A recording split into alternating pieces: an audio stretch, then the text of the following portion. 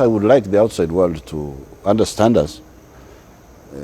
But it is their duty to understand us also, as much as it is ours to understand them. If they allow themselves to be utilized by crooks, or if they want to utilize crooked groups here in Africa, then they would be the ones to blame. Yeah. Okay, so there are those who say, because you've discovered oil, you have plenty of oil in Lake Albert, plenty, which you'll be refining here, I understand, right? You'll be refining locally. There are those in the West who say, now this man is becoming arrogant. Oh, but the oil is our oil.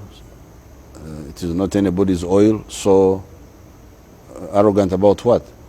They say now he doesn't need our help. Like before, African leaders, you go with a begging bowl, you say, give us help. Now you don't need the help. Well, Uganda was going to be self-sufficient even without oil. We are already funding 70% of our budget. And if we improve our tax collection, we can fund all our budget without oil. It is a question of just managing the economy correctly. Now with oil, of course, we shall have more money. So why should this harm anybody who is looking for his own legitimate interests?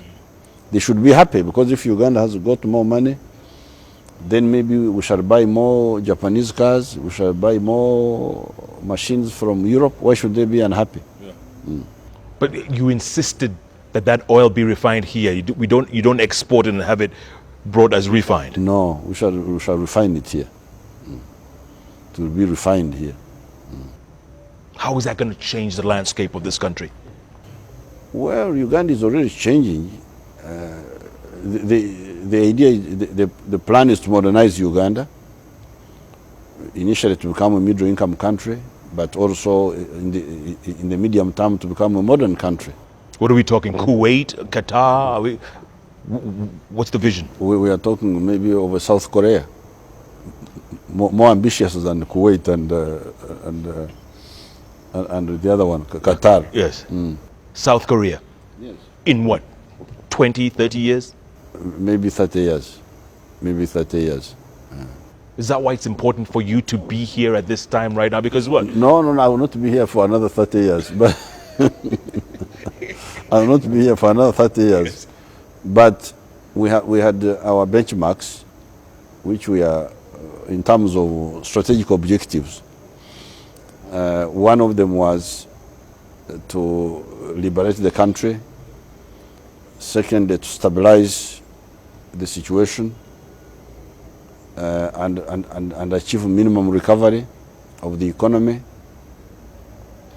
The third one was to start social programs like education.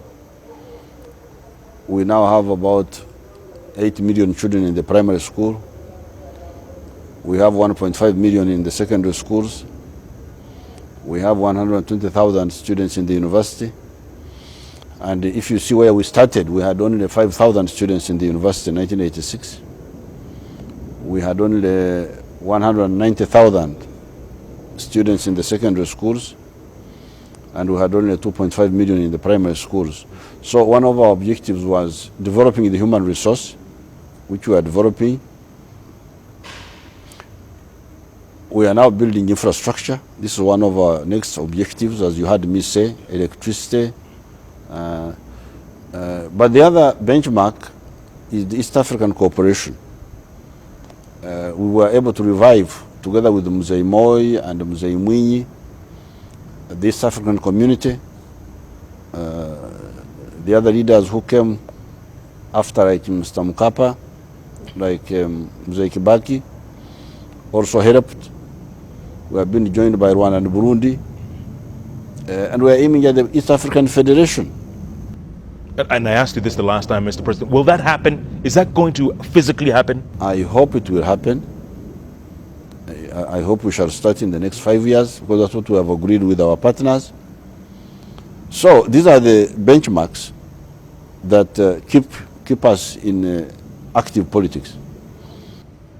But you played your part till now, Mr. President. You've 25 years is enough time to give you credit. Why do you want to subject yourself to this again? The 25 years is we're achieving certain things. But if you have not achieved the bigger prize, why should you abandon it? We call that desertion. I'm not a deserter. In the military? No. So how can we desert our cause? Unless we give up. If we come to the conclusion that it's not achievable, then that will be a different story. But if we think it is achievable, we should not desert. You refuse to give up? No. But I will not have to be around for 30 years, because by that time, by the next 10 years or so, it will be clear whether we can achieve this or not. Then, okay, so you give yourself a benchmark, 10 years? Yes. Maybe, we shall see, but not 30 years. Definitely not 30. No. But do you wake up sometimes and feel, you know what, this is too much for me? This is too much. You don't feel appreciated enough? It doesn't matter, because I'm not working for, I'm working for myself. I'm not working for other people. I'm working for my grandchildren, for my children. So, Reza, I want to talk more about that. We're going to unfortunately, there are enough people who appreciate. That's how I win elections. So that outweighs those ones who criticize? Absolutely. All right. Let's talk about that after the break, Mr. President. What keeps you going? Also, there's still people who say 25 years is a long time. It's a long time. You know, give it to another new generation. But you've explained to you, but I want more of that after the break. We are the steps of State House Entebbe, folks. It's exclusive.